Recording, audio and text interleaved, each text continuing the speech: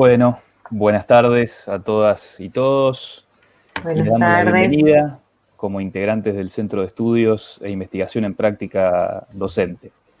Nosotros somos profesores de la Escuela de Música de la Facultad de Humanidades y Artes de la Universidad Nacional de Rosario, María Soledad López y Cristian Villafañe. Bueno, de esta manera damos comienzo a la tercera conversación del ciclo de encuentros que denominamos Nuevas conexiones en la práctica docente, aportes para la enseñanza de la música en el contexto actual. Recordamos que el mismo es organizado por el Centro de Estudios e Investigación en Práctica Docente y por la Asesoría Pedagógica de la Escuela de Música, Facultad de Humanidades y Artes de la Universidad Nacional de Rosario. Agradecemos principalmente a la dirección de la escuela y a la Secretaría de Extensión por hacer que esto sea posible. Bueno, y me sumo al agradecimiento de Cristian y también, bueno, agradezco a todos los que están participando. La verdad que han demostrado mucho interés, tanto estudiantes como profesores de la escuela y también lo hemos abierto a convocar y a que participen otros interesados en este ciclo, que bueno, nos encuentra acá la tercera conversación, como decía Cristian, y bueno, le vamos a dar la bienvenida a nuestra invitada de hoy, que es la magíster Norma Placci, a quien le agradecemos profundamente que haya aceptado nuestra invitación. Además, Norma también es miembro académico del Centro de Estudio e Investigación en Práctica Docente, así que bienvenida, Norma, te agradecemos enormemente y la voy a presentar. Además de ser miembro de nuestro centro de estudio, Norma es magíster en educación universitaria por nuestra facultad, es profesora en ciencias de la educación, también graduada de nuestra Facultad de Humanidades y Artes, y actualmente es coordinadora del área de capacitación continua de nuestra facultad. Además es docente de grado, de posgrado, dirige tesis de maestrías, especializaciones y licenciaturas, y además investiga sobre la formación docente y específicamente sobre la evaluación en estudiantes de grado y de posgrado y, bueno, como les decía, además es miembro de nuestro centro de estudio y hoy va a compartir con nosotros algunas ideas sobre la evaluación, esta temática que tanto nos preocupa y nos ocupa, ¿no? Así que, bueno, no le voy a robar más tiempo, le voy a dar la palabra a ella porque, bueno, nos va a compartir, como les decía, cuestiones sobre la evaluación y esta conversación la ha denominado Evaluar y Valorar, menciones considerar en la enseñanza de la música. Y les proponemos a los participantes que vayan pensando y poniendo en el chat algunas inquietudes o preguntas que vamos a retomar al finalizar de la exposición de Norma para poder compartir con ella. Así que, Normita, te agradecemos profundamente y te escuchamos con atención e interés. Muchas gracias y gracias a todos por la participación.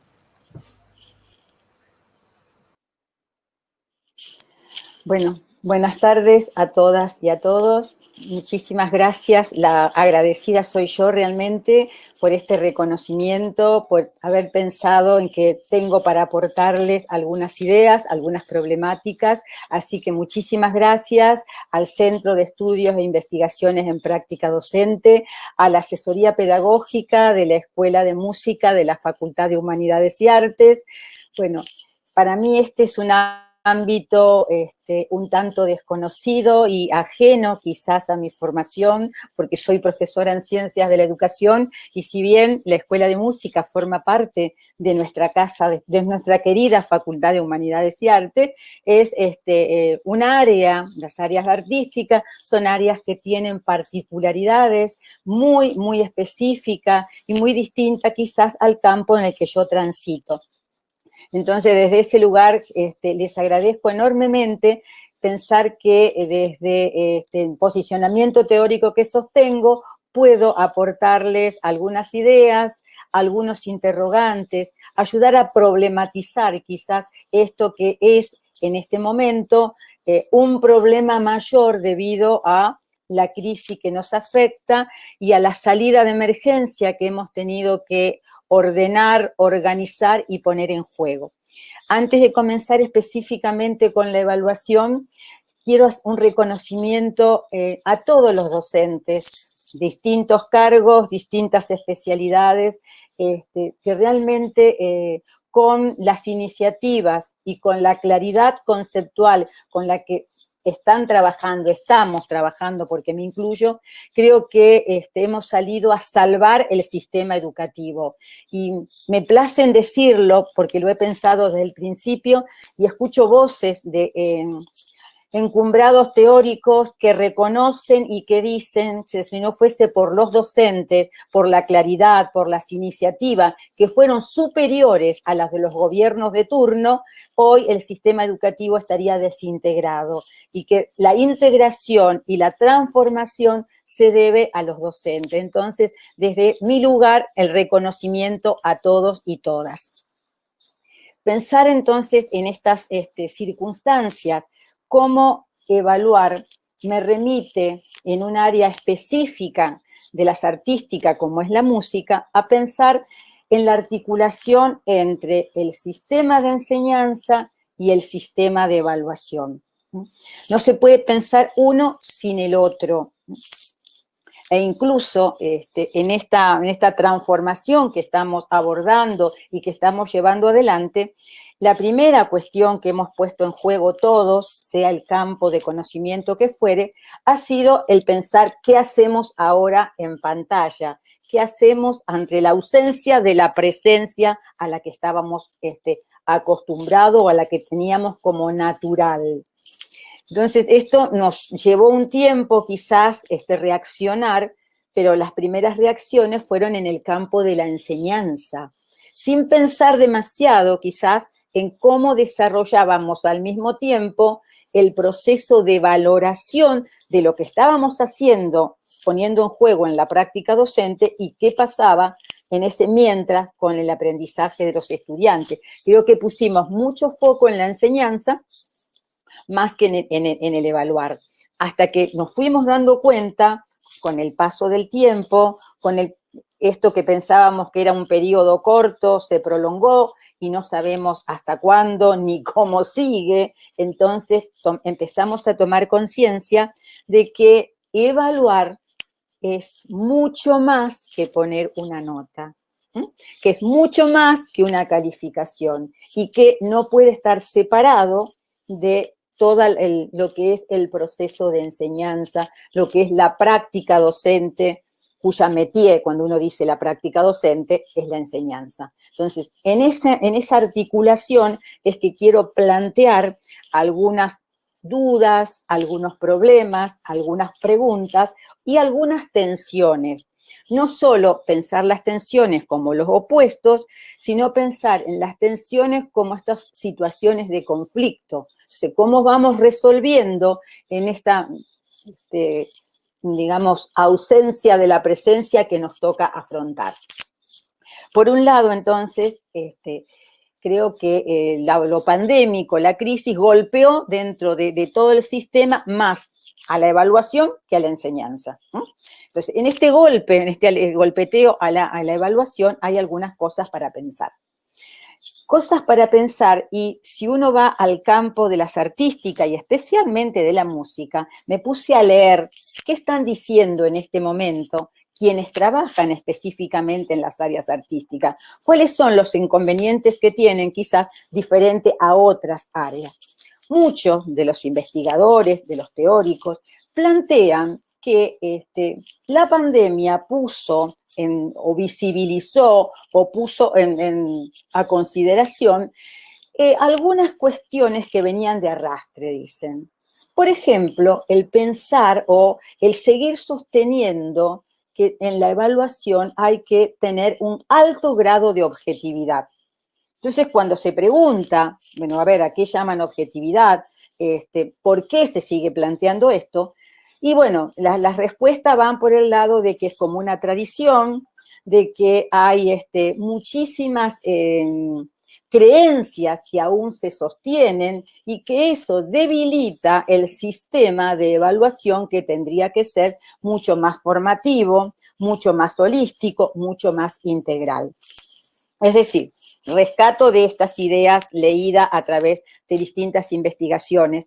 El planteo es, hay una digamos, un resabio, hay como un fondo que ha dejado las teorías más tecnocráticas, si se quiere, que hacen foco, sí o sí, en la objetividad. Y por eso todavía se siguen sosteniendo algunos instrumentos de evaluación pensando que con esa objetividad uno es justo. Ahora más adelante lo voy a retrabajar a esta idea.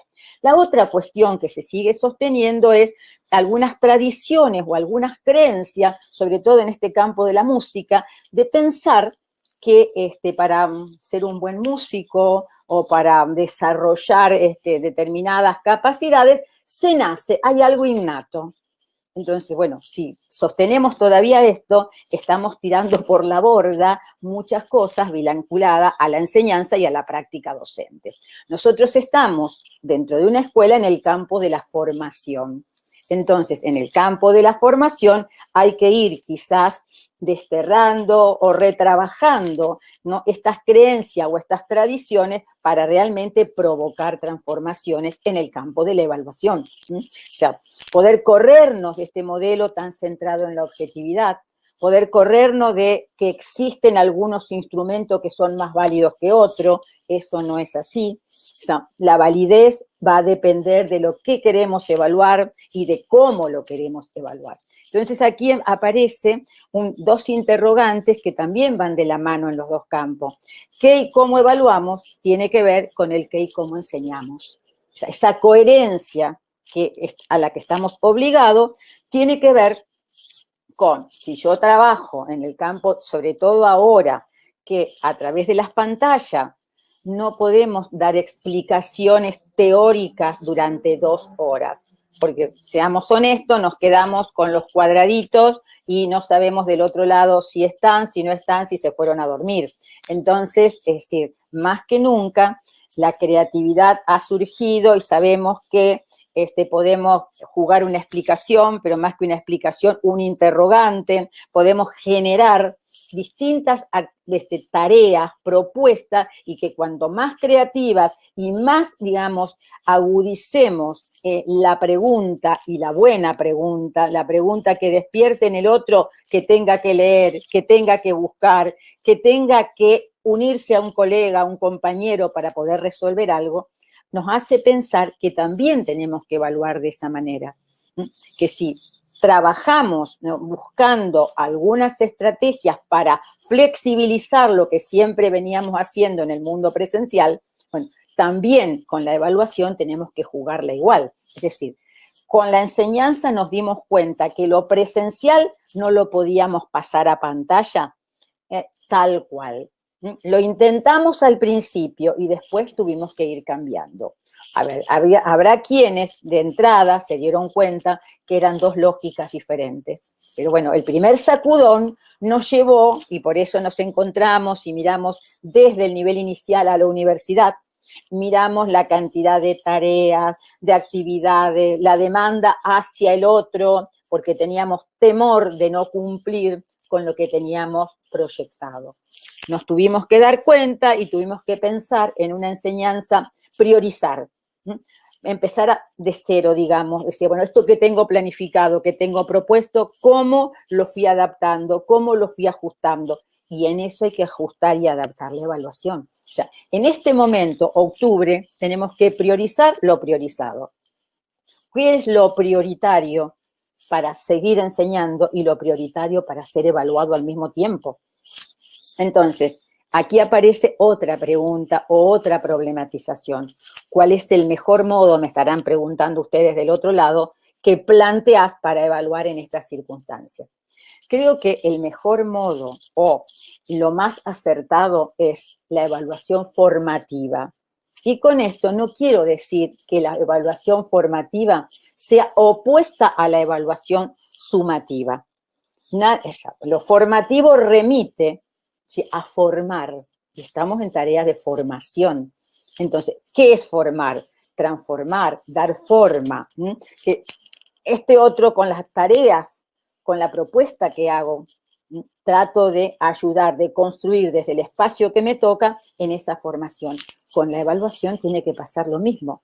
por más que nosotros digamos, pero mira, una cosa es evaluar el proceso y otra cosa es evaluar el resultado. Totalmente de acuerdo, pero no son opuestos. Deben articularse y complementarse como como lo formativo y lo sumativo. O sea, lo sumativo no implica que yo tomo 3 parciales en el año, lo sumo y lo divido. Eso es otra cosa.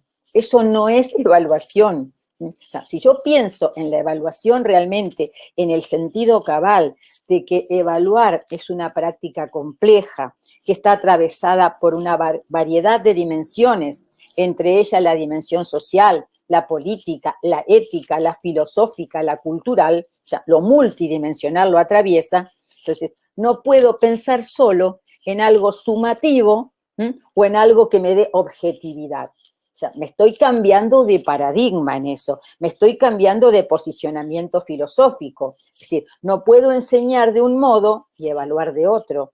Y si yo trabajo de manera formativa, o sea, lo sumativo será la reunión de toda la documentación, de toda la información que he ido llevando a lo largo del cuatrimestre o del año, depende qué tipo de área, en qué área trabajemos y depende también de qué tipo, ¿no es cierto?, sí, de materia o de asignatura. Entonces, en eso hay que ser criteriosos.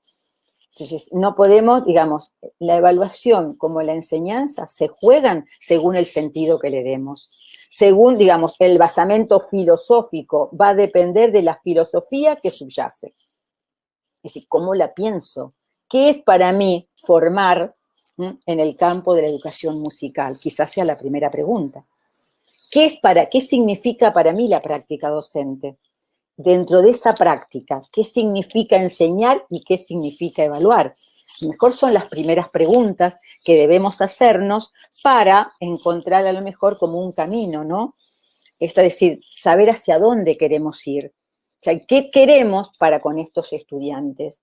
Entonces, para con estos estudiantes, que en el caso del estudiante de primer año, no los conocemos quizás, o los conocemos muy poco. O sea, a mí la semana pasada me preguntaban, bueno, cuando vos decís esto, ¿qué tipo de evaluación proponés? O sea, refiriéndose al tiempo de la evaluación inicial, la evaluación durante la del proceso y la evaluación de cierre o final.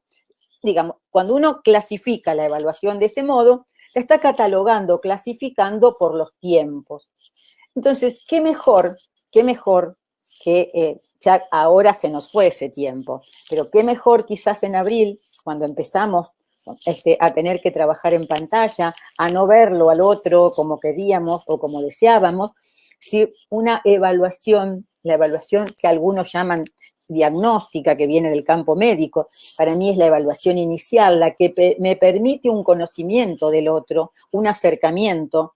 Entonces, que generalmente, no es que esté mal, pero generalmente solo se busca qué sabe el otro, con qué conocimiento llegó acá, sin saber a lo mejor nosotros cuáles son sus deseos, o sea, qué piensa de esta materia o de esta asignatura cuatrimestral, o sea, qué piensa cuando pongo el nombre de la materia delante de los chicos, qué piensa que va a encontrar, qué piensa acerca de por qué eligió la carrera. Bueno, un montón de preguntas que uno puede hacer para conocer algo del otro y empezar ahí a diseñar tareas de enseñanza y de evaluación al mismo tiempo. Pero generalmente nos creemos que el tiempo vuela, no me da el tiempo, no llego con lo que está propuesto y esa evaluación inicial se pasa de largo. Yo creo que hay que recuperarla con el formato, por supuesto, con una idea formativa, no con una idea punitiva para decir, mira, hago una evaluación inicial para ver a cuántos no le va a dar el oído para ser un buen músico. No lo hago desde ese lugar, lo hago desde otro lugar de conocimiento, de acercamiento, lo hago desde una mirada ética. Entonces, si yo, tengo esa postura, la tengo que seguir sosteniendo después a lo largo del desarrollo, de la formación y a lo largo, también de la evaluación. Parece ser que la evaluación tiene como momentos, como periodos más profundos, más fuertes. No está mal que así sea, porque nosotros estamos en el nivel superior y quizás a veces en este desarrollo que vamos llevando, prestamos mucha más atención a la enseñanza que a la evaluación. Y uno dice, bueno, pero en algún momento tengo que hacer un corte y tiene que ser mucho más profundo el trabajo de evaluación que el trabajo de enseñanza. No está mal que así sea. El tema es que cuando llegamos a esas instancias, tiene que haber claridad. ¿Claridad en qué? En la propuesta que le enviamos, le dimos, pusimos a consideración, en los objetivos de esa propuesta. ¿Para qué? ¿Con qué sentido propusimos lo que propusimos? Que no sea solamente porque está en el plan de estudios, ¿no? Además, el plan de estudio tiene un espíritu que tenemos que interpretar nosotros, ¿no? Y no quizás en soledad, sino a nivel, ¿no es cierto?, de lo colectivo. Entonces, claridad en esto. La propuesta, los objetivos, alineado los objetivos mismos con los contenidos que hemos decidido para esa propuesta y alineado a su vez con los criterios para evaluar. O sea, un estudiante tiene que conocer para qué está aprendiendo lo que aprende y cómo va a ser evaluado. ¿Y por qué digo esto? Porque generalmente los estudiantes tratan de aprender según a cómo van a ser evaluados. O sea, esto es demostrado con todas las investigaciones. O sea, el formato de aprendizaje, la manera de estudiar del estudiante está totalmente vinculada a cómo va a ser evaluado. Y si no, recuerden las preguntas. Profe, ¿esto entra en el parcial? ¿Sí? ¿Esto me lo va a tomar? No. Eso tiene un sentido. No es una expresión, o sea, la tenemos que pensar. ¿Por qué sucede esto? O sea, ustedes me dirán, vos porque venís del campo de la ciencia y la educación, le das mucha vuelta a la cosa. Quizás puede ser que le demos mucha vuelta a la cosa, pero eso tiene un significado. Hay que buscarlo, ¿qué subyace debajo de esa pregunta? Que yo voy a ajustar mi modo de estudio a lo que vos querés y no quizás a los criterios. Los criterios tienen que ser conocidos, tienen que ser acordados y hasta negociados en algún punto con los estudiantes. Pero esto se hace desde el inicio. ¿Sí? Presentamos nuestra materia, presentamos cuál va a ser el centro, ¿sí? Cuáles son los focos primordiales que no puede dejar de conocer. Y no solamente conocer de memoria, digamos, repetir de memoria algo, sino conocer en profundidad, comprenderlo para ponerlo en uso, para ponerlo en juego. Porque ¿de qué nos sirve que un estudiante tenga claridad, no sé, sobre cuáles son los músicos más importantes del siglo XX, solamente por repetirlo, si quizás no puede conocer o no puede comprender las teorías que estos músicos han puesto en juego, cómo puede transformarlas él, cómo puede vincularla, a qué momento histórico? Bueno, hay pila de cosas que el otro necesita comprender y poner en juego. Entonces, en esto creo que nuestra tarea tiene un sentido mucho más amplio, mucho más global. Cuando digo esto de los criterios, quiero pensar en 3 tipos de criterios. Yo esto lo vengo casi repitiendo en todas las charlas o los conversatorios en los que me han invitado. No nos quedemos solos con el criterio epistémico, es decir, el que corresponde a la materia o a la disciplina que represento y que enseño. Está bien, por supuesto, porque esa es la especificidad. Y nadie nos va a decir correte de la especificidad. Imposible. Entonces, eso es primordial y lo decidimos, pero no en soledad. Y si lo hago en soledad, al menos lo comparto. A ver, uno puede tener algunos criterios que uno dice, no se negocia. O sea, digamos, el valor del conocimiento yo no lo negocio. Perfecto. Entonces, bueno, ¿qué quiero que conozca? ¿Qué es lo mínimo que tenés que saber para poder avanzar? Esto se pone en palabra, y se pone en palabra con claridad, que el otro lo comprenda, expresado, quiero decir, de manera clara. Otros criterios que también hay que considerar es los criterios de incidencia. Es decir, no son definitorios de la cursada, no son definitorios quizás a la hora de tener que acreditar y promover, pero que hacen al mejor desempeño profesional. Pongo un ejemplo. El tema de, en un trabajo escrito, la presentación, la organización, el respeto por las normas APA, una escritura no solamente legible cuando uno escribía, ¿no es cierto?, de manera cursiva o a mano, sino ahora en pantalla, una escritura que lo entendible, comunicable. Entonces, esas son exigencias, ¿no?, que devienen de estos criterios, ¿no es cierto?, que inciden en la formación profesional. Por eso les llamamos criterios de incidencia. O sea, no van a definir quizás lo que uno diría la nota, si tanto importa la nota, pero sí hace al mejor desempeño profesional. Y esto también, por más que es un criterio que uno puede definirlo a nivel individual, a veces en aquellas áreas que tienen puntos de contacto, que se acercan más, podrían ser de tipo colectivo, ¿no? Poder compartirlo. Y luego los criterios institucionales.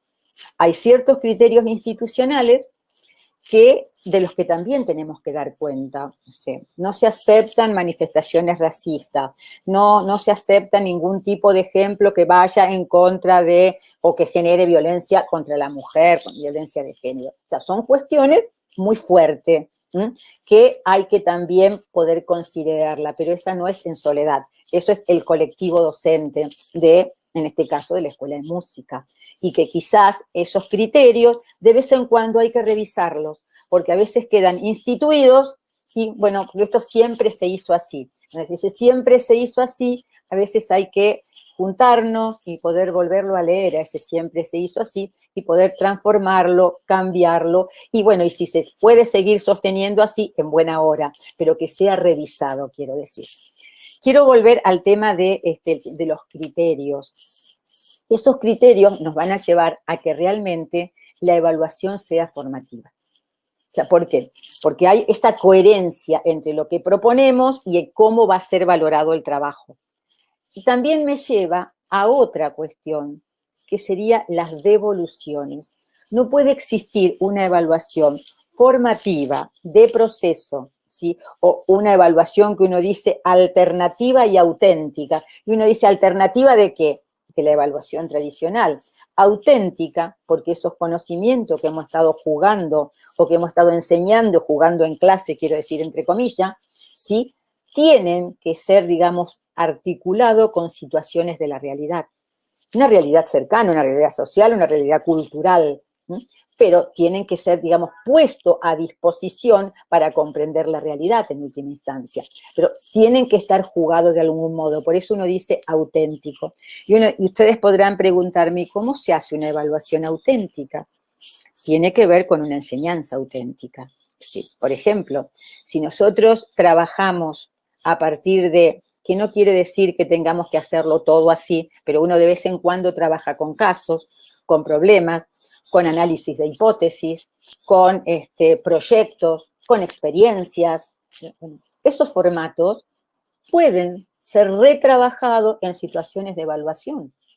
Y hoy, con el uso de las tecnologías, de todos los medios electrónicos, hay muchísima variedad, pero tenemos que adaptarlas, ajustarlas, transformarlas. ¿Qué quiero decir? O sea, hay variedad, por ejemplo, para armar un diario reflexivo, para armar una mochila virtual o un e-portafolio.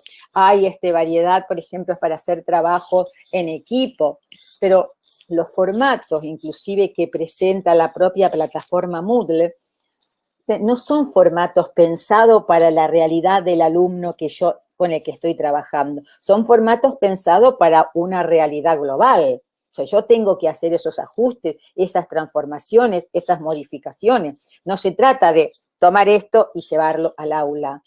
Se trata de buscarle cuáles son las aristas que puedo transformar y cuáles las que se van a sostener. O quizás no me interesan esos formatos y sí busco o trato de transformar los formatos que siempre estuve usando. Y en esto me refiero, por ejemplo, a las famosas pruebas tradicionales. Me van a decir que yo ahora no puedo tomar una prueba con esto que estás diciendo. Nadie dice eso. Lo que sí uno dice es, si vas a tomar un examen de los clásicos o tradicionales, al menos poder pensar alguna pregunta bien elaborada, alguna pregunta que vaya a lo profundo y no que implique repetir lo que ya está dicho por el profesor o lo que está dicho en los textos o en los apuntes que dimos a leer, sino que eso que hemos dado a leer y que uno dice, bueno, forma parte de un teórico, forma parte de una clase un tanto clásica, no está mal que así sea. El tema es qué hacemos con eso. ¿Cómo los estudiantes pueden encontrarle sentido a eso que tienen que estudiar, que les lleva tiempo? Entonces, que no lo estudie solamente para el examen, esto estoy queriendo decir, porque eso se olvida, porque eso pasa a formar parte de un tiempo quizás poco productivo en función de los aprendizajes del estudiante. Vuelvo a repetir, no tengamos miedo a pensar que con una evaluación formativa yo no puedo acreditar. Con una evaluación formativa podemos acreditar y estamos obligados a acreditar, ¿sí? La acreditación es parte de nuestro trabajo. ¿Y por qué digo que es parte de nuestro trabajo? Porque tenemos la responsabilidad ética, moral y social de decirle a la sociedad, este estudiante, doy fe, acredito de que está preparado para ejercer tal o cual profesión. Entonces, desde ese lugar no me puedo correr. Quizás en este año pandémico haya materias que no las podamos acreditar en noviembre de este año y que queden para la vuelta a la presencialidad. Pongo el ejemplo de una práctica con instrumento, una práctica médica. Bueno, hay muchas prácticas de laboratorio que se hacen escuchar las voces en este momento. No puedo acreditar en este presente y están pidiendo la prolongación, ¿no es cierto?, de los calendarios, toda la parte administrativa que se extienda. Lo que sí tengo que estar seguro es de que voy conservando, registrando todo el proceso, porque ese proceso, cuanto más registrado, más sólido, más contundente, me va a ayudar a ser justo. Ahí sí, o sea que la idea de justicia para con todos, para no olvidarme, ¿sí? Tengo que llevar buenos registros, buenas anotaciones, buena documentación, buena información que me la dan los distintos instrumentos que estoy utilizando dentro de la evaluación formativa. Aunque no puedan acreditar porque necesito que haga esto en vivo y en directo. Perfecto, pero tengo otro montón de datos que los tengo que conservar, que los tengo que ordenar, que los tengo que organizar. O sea, en ese sentido, el trabajo con las plataformas ayudan, porque queda alojado. Entonces, no me acuerdo cómo estaban trabajando con tal cosa. Si fui por plataforma, si fui por donde haya ido, eso quedó alojado. O sea, los medios electrónicos, en ese sentido, cuando uno lo necesita, se lo pone en bandeja. No tenemos que andar hojeando un montón de cuadernos, a lo mejor. Entonces, en ese sentido, creo que los medios ayudan. Los medios electrónicos no hay que glorificarlos, ¿sí? Pero en este momento nos ayudaron a sostener lo que creíamos que era imposible. Entonces, en ese sentido, bienvenidos sean. La presencialidad, ¿sí? El encuentro con el otro no lo reemplaza nadie, pero en esta salida de emergencia nos ha servido el trabajo que hacemos en pantalla. Y la otra cosa que no quiero olvidar, quiero retomar, es el tema de las devoluciones. ¿Cómo acompañamos a los estudiantes en este proceso dando retroalimentaciones? O sea, cuando yo pongo como en sinónimo el concepto de devolución y de retroalimentación. En realidad, lo que uno hace es devolver para retroalimentar. Retroalimentación viene del campo ingenieril, esta cuestión de alimentar un elemento para que se alimente a sí mismo y alimente todo un sistema, un circuito. Bueno, otros hablan del feedback, que tiene una connotación distinta y viene del campo, digamos, de la comunicación. Entonces, en ese sentido creo que vale dar devoluciones flexibles, tranquilas, devoluciones que ayuden al otro a pensar lo que está haciendo. Así lo que haya hecho es un desastre, no entendió nada de lo que expliqué, la tarea comprendió la consigna al revés. Bueno, ahí tenemos que estar entonces para poder poner en palabras algo para que empiece a mejorar, si realmente lo queremos sostener. Entonces, sí, bueno, a ver, ¿qué devolución hago? Si tiene, a mí a veces me dicen, ¿qué devolución voy a hacer si de 5 cosas, ninguna, nada, nada? Bueno, en ese nada, nada, pensemos también qué interpreta él. Entonces, bueno, darle una devolución, de poner, bueno, a ver, ¿qué entendiste con la primer consigna? Porque veo que lo que hiciste va para otro lado. A ver si uno puede entrar de algún modo. Lo ideal que cada uno después maneja es, después de las lecturas, alguna pregunta para que el otro piense, algunas sugerencias de cómo puede reorientar el trabajo. Porque si nosotros solo nos disponemos a poner aprobado o no aprobado, o una nota numérica, ustedes me dirán, es una devolución, sí, pero no es una devolución que retroalimente. No es una devolución que ayude al otro a mejorar, a superar instancias. Y así sea alguien que lo hace todo bien, ayudarlo también quizás a que supere la propia marca. ¿Vieron cómo hacen ahora dicen coach, serían los entrenadores con los deportistas? Es decir, estoy segura que los 2 tenistas que hoy obtuvieron, ganaron, sus entrenadores, sus coach, como dicen, los deben estar estimulando para que superen la propia marca. Bueno, nosotros también podemos hacer esto con los estudiantes, corriéndonos de ese modelo del coach, por favor, como orientadores, como docentes que tenemos el manejo y el deber de la formación y del conocimiento, que estamos, digamos, en el plano, digamos, del conocimiento, poder a aquel que le está haciendo muy bien, desafiarlo para que supere su propia marca, lo que llaman los investigadores la evaluación ipsativa. Sí, bueno, ¿qué más? O sea, ¿cómo lo desafío? Y ahí están las preguntas. Por eso yo insisto que tanto en el campo de la enseñanza como en el campo de la evaluación hay que generar buenas preguntas, ¿no? Hay que generar preguntas que ayuden al otro a pensar sobre lo que estamos desarrollando, sobre lo que le estoy dando a leer, sobre las las tareas que propongo.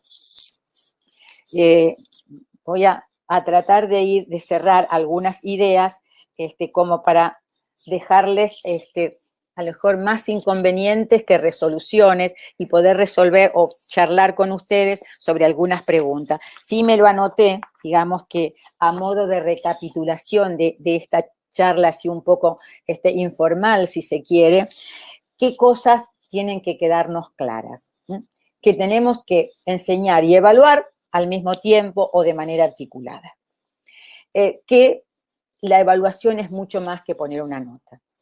Que necesitamos poner una nota porque nosotros acreditamos. Y todavía nuestro sistema de acreditación es numérico.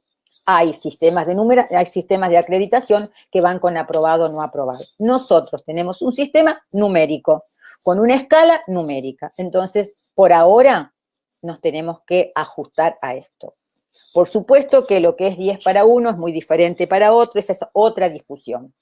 Pero la otra cuestión que sí quiero que también quede bien clara es que necesitamos documentar, necesitamos tener mucha información para poder realmente dar fe de que este estudiante está preparado, capacitado, formado o que puede seguir, digamos, avanzando. Sostener al estudiante de algún modo a través de la enseñanza y de la evaluación. Es decir, ¿en qué sentido sostener? Dando devoluciones que ayuden a comprender, que ayuden a avanzar y que ayuden también a que sea consciente el estudiante de sus debilidades y de sus puntos fuertes o fortalezas. Es decir, que pueda autorregularse. O sea, ese es el sentido de una evaluación formativa. Te ayudo a que puedas autorregularte, que puedas entenderte vos mismo por dónde vas. Por eso vuelvo otra vez, otra de las cuestiones para recapitular, la alineación entre lo que propongo, lo que hago y cómo lo evalúo. Y allí entonces los criterios con claridad, las formas en que estos criterios es el referente con el que yo voy a mirar el trabajo del otro. Por eso hay que ser, digamos, valga la redundancia, muy criterioso, muy ético. Esto el otro lo tiene que conocer. Y bueno, y la otra cuestión quizás como para ir cerrando, la claridad acerca de la diversidad de instrumentos que tengo que utilizar. No me alcanza una prueba escrita, no me alcanza un múltiple choice, para saber cuánto sabe y qué sabe. Lo que interesa no es cuánto sabe, es qué sabe y cómo lo está. O sea, qué aprende, cómo lo aprende. Porque en el cómo lo aprende yo puedo intervenir. Yo como docente, quiero decir, puede intervenir un compañero también. Entonces, cómo uno juega el tema de la autoevaluación, de la coevaluación, que no sea siempre los evaluadores nosotros, que es la heteroevaluación, ¿verdad? Ahí también podemos hacer, digamos, un trabajo de articulación, pero generalmente lo que hay que hacer para esto es elegir instrumentos variados, que no sean todos del mismo tenor. ¿Qué digo al respecto? Instrumentos más formales, como un examen. Instrumentos más formales como las famosas pruebas con preguntas, pero que las preguntas sean preguntas realmente para que el otro pueda poner en juego eso que leyó, eso que estudió. Algunos instrumentos semiformales, como un e-portafolio, como una rúbrica para la autoevaluación y la coevaluación. Y los informales, que a veces no le prestamos demasiada atención, una entrevista, ¿sí? La observación, ahora a veces no podemos observar directamente algunas cuestiones a través de las pantallas, pero creo que las pantallas también permiten a veces algunas aristas de la observación. Y vuelvo a insistir, dentro de la informalidad de los instrumentos más informales, también están las preguntas. La pregunta que genera el estudiante y las preguntas que generamos nosotros. Pero hay un registro de esto, ahora que las clases quedan grabadas, es interesante a veces algún pedacito de esa clase, tomarlo también, ¿no? Para ver qué preguntas hacen los chicos. Y a partir de ahí, a lo mejor, generar otros tipos de encuentros, generar otros instrumentos de evaluación. Cuando uno toma los manuales o los libros de evaluación, hay infinidad de instrumentos. Pero yo creo que las pantallas nos obligan a hibridar, a mezclar, a combinar. Y pongo un ejemplo y cierro. A ver, un examen de los clásicos tradicionales. ¿Por qué no preparar 2 o 3 preguntas previas y darlas para dentro de 2 días? Y que nos la presente en grupo de 2 o de 3 a través de una videoconferencia. Terminada la videoconferencia, una reflexión de cada uno. Yo creo que es mucho más rico que un examen de lápiz y papel. Tenemos que olvidarnos, me parece, del examen de lápiz y papel. Creo que ahí hay un camino, hay una beta que uno tiene que empezar a explorar, a transformar, a cambiar. En todo esto trato de decir que hay cuestiones que vamos a conservar post pandemia, ¿sí? Del mundo presencial las vamos a conservar. Hay cosas que directamente creo que las tenemos que dejar. Y hay cosas que las vamos a poder transformar y retransformar. Con esto es mi pequeño aporte al tema de la evaluación, que da para hablar mucho más, para seguir trabajándola y sobre todo para pensar que no solo hay que evaluar el proceso de aprendizaje del estudiante. Una invitación especial a evaluar la práctica docente. Y para evaluar la práctica docente es muy lindo el trabajo con el otro, el trabajo con el par, el trabajo con el grupo. Hasta acá, muchísimas gracias por el aguante, si se quiere, desde el otro lado. Espero no haberlo aburrido y haber aportado algunas ideas para seguir pensando la evaluación. Muchas ideas, Norma, muchísimas gracias. La verdad que el chat estuvo lleno de comentarios, de preguntas, de interrogantes, porque como te decía, es una problemática y una temática que nos convoca a todos y nos preocupa y ocupa. Así que, bueno, la idea ahora es compartir algunos de esos comentarios y sobre todo algunas preguntas, que algunas en realidad las fuiste respondiendo a lo largo de tu charla, pero a lo mejor para clarificar algunas cuestiones. Entonces vamos a compartir con Cristian algunas de esas preguntas. Bien, bueno, entonces la primera pregunta es, en este contexto de enseñanza en la distancia, ¿los criterios de evaluación deberían ser codiseñados con los estudiantes? ¿Abrir más el juego? ¿Tal vez una elaboración de criterios más democrática? Pregunta María Fernanda Foresi. María Fernanda, totalmente. A ver, así como hablamos de la co-construcción, sí, codiseño de instrumentos y codiseño, copensamiento junto para estos criterios, ¿no? Que sean democráticos, que sean abiertos y que sean flexibles. No quiere decir que un criterio tiene que ser cerrado. O sea, yo creo que sobre todo en las artísticas, ¿no? Se tiene que jugar la sensibilidad y la flexibilidad. Yo creo que son dos características que no la podemos olvidar en ningún área, pero básicamente en las áreas artísticas. Bien, después también nos preguntaba Claudia cuáles serían esos criterios que vos mencionaste durante tu charla. Bueno, algunos habías dado algunos ejemplos de esos criterios no negociables. A ver, un criterio no negociable, por ejemplo, es, bueno, que los núcleos básicos del área, el estudiante pueda pueda demostrar de algún modo con un ejercicio, con una tarea que le ponemos, que está comprendido, que lo ha aprendido. O sea, uno dice, esto yo no lo negocio. A ver, si vos no en un área, yo en la mía, por ejemplo, que trabajo el campo de la didáctica, si no sabés explicarme cuál es el sentido de la didáctica para tu formación como profesor, si no sabés explicar, si no sabés poner en palabras un ejemplo de la necesidad del trabajo con la didáctica, hay algo que hace ruido. Entonces, eso hay que revisarlo. Uno dice, hay cuestiones primordiales. Yo creo que hay que hacer poco, priorizar lo priorizado. Entonces, eso tiene que estar, digamos, bajo el proceso de comprensión del estudiante. Cuando no tiene idea de eso, bueno, dice, acá algo está fallando.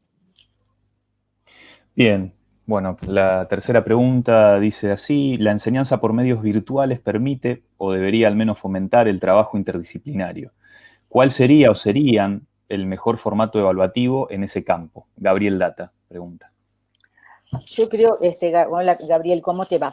Creo, Gabriel, que no hay un formato único. Los formatos uno los va diseñando. Y si hablo de lo interdisciplinario, sobre todo en este momento donde se está pensando, o ya hace tiempo, pero ahora ha salido muy, ¿no es cierto?, se ha hecho muy visible, esta porosidad que hay entre las áreas de conocimiento. Entonces, más que nunca hay que pensar en lo interdisciplinario. Yo creo que no hay un formato definido. Con esto que digo de lo flexible, de lo sensible, bueno, ¿cuál sería un formato de evaluación, por ejemplo? El trabajar por casos, el trabajar por problemas, el trabajar a partir de hipótesis, cómo desde un campo, desde otro se puede aportar, por ejemplo, la resolución de un problema. O sea, pero por supuesto que para poner como instrumento de evaluación de manera interdisciplinaria un problema, también tenemos que trabajar de manera interdisciplinaria y hacer propuestas de problemas que se tengan que resolver o se tengan que hacer propuestas de solución, que no va a haber una en un problema, sino varias, desde las distintas dimensiones de esas disciplinas que empiezan a tocarse. Bien. Sin que se borre, agrego, Gabriel, sin que se borre el objeto de conocimiento de cada disciplina, porque esto va a ser, esto es donde, digamos, empieza el campo, la lucha en ese campo, ¿no? Porque cada uno quiere sostener esa especificidad y ese objeto de conocimiento. No está mal que así sea. El tema es cómo acercamos los distintos objetos para que esta interdisciplinariedad tome una forma realmente beneficiosa para los docentes y para los estudiantes. Bien, y bueno, después quedaron dos preguntas, una con respecto a qué análisis podés hacer de los exámenes que se están llevando a cabo a la distancia, y otra vinculada que me parece interesante, no solo para, digamos, para fomentar en la virtualidad, sino también en la presencialidad, que tiene que ver con cómo propiciar la autoevaluación y a partir de qué instrumentos, ¿no? Esas serían las otras inquietudes. Vamos con la primera. ¿Qué ha pasado ahora con las evaluaciones a nivel en los espacios virtuales? Ha pasado de todo. Hay propuestas, por ejemplo, yo he participado de algunas que mejor no me las quiero acordar, pero bueno, hay algunas propuestas muy interesantes.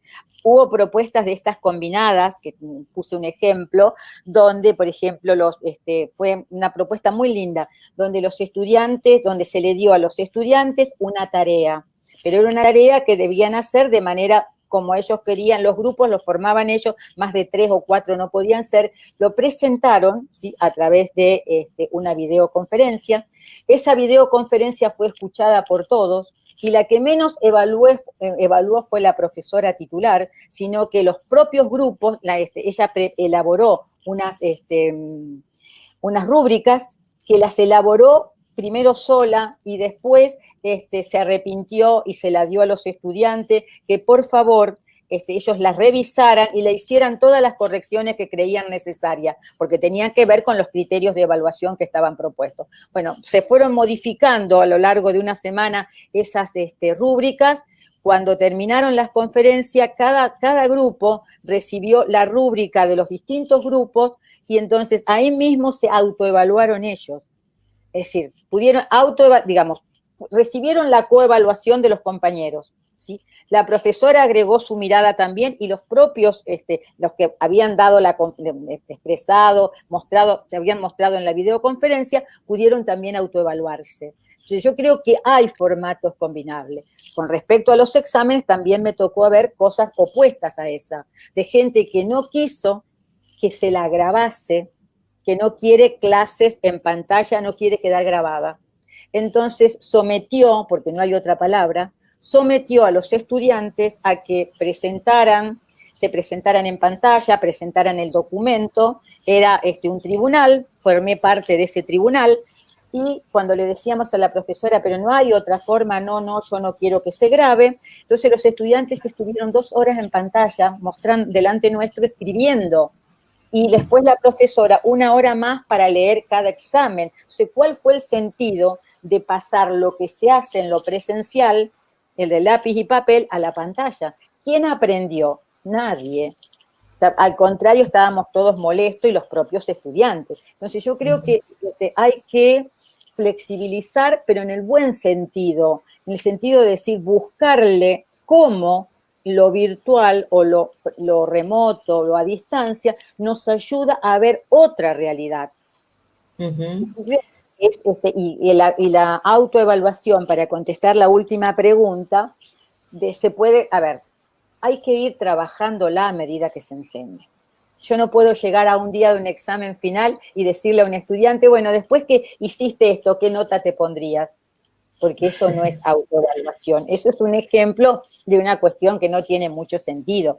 Yo creo que a medida que uno va enseñando o va cerrando una unidad o va cerrando un tema, hacer una propuesta de qué aprendieron, cómo lo aprendieron, qué cosas mejorarían de su trabajo y de nuestra práctica docente. Entonces uno va entrando en ese camino de la autoevaluación.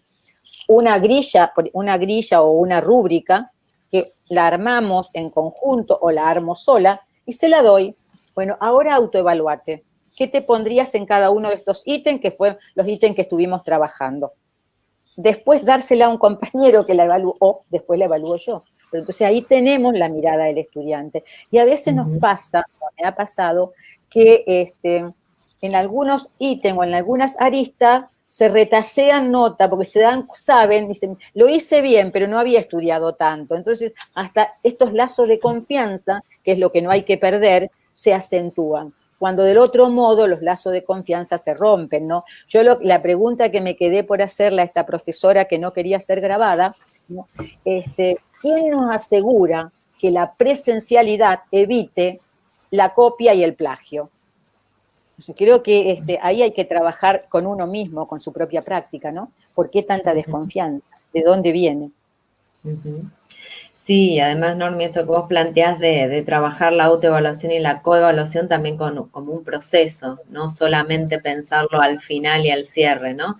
Me parece que son procesos que enriquecen y que muchas veces no estamos acostumbrados a, digamos, implementar en nuestras aulas durante el proceso, la coevaluación y la autoevaluación, y creo que esta modalidad a distancia ha favorecido en muchos casos esta cuestión de la coevaluación y de la autoevaluación, porque si pensamos en la evaluación, como vos decís, como retroalimentación y la importancia de la devolución, cuando se da la coevaluación y la autoevaluación es mucho más rica esa evaluación.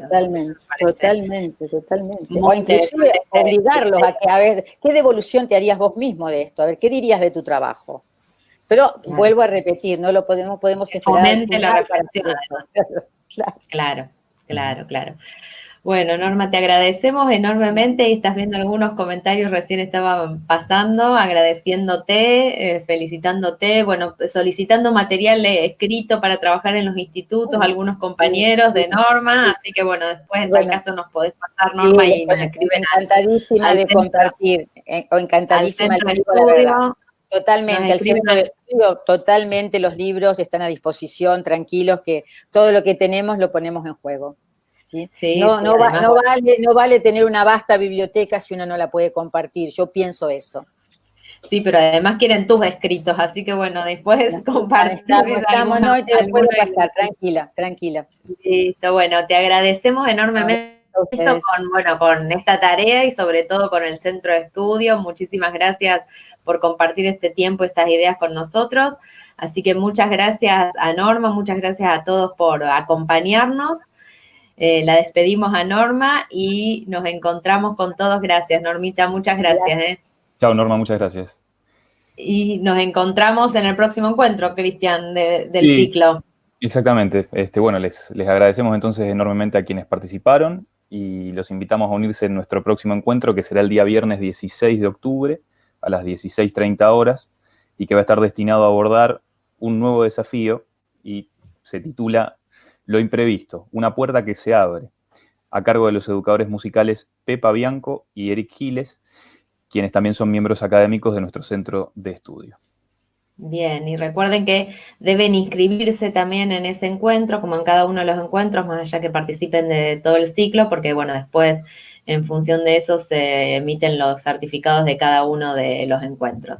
Les agradecemos muchísimo por el interés, por la participación, les quiero agradecer profundamente a todos nuestros compañeros del centro de estudio que, digamos, detrás están sosteniendo cada uno de estos encuentros y este ciclo se puede realizar por eso. Me sumo otra vez a lo que decía Cristian en la dirección de la escuela y a la Secretaría de Extensión, que también hacen posible que esto pueda concretarse. Así que muchísimas gracias y los invitamos entonces el viernes 16 de octubre a las 16:30 horas a participar de la cuarta conversación del ciclo. Muchas gracias. Buenas tardes. Buenas tardes.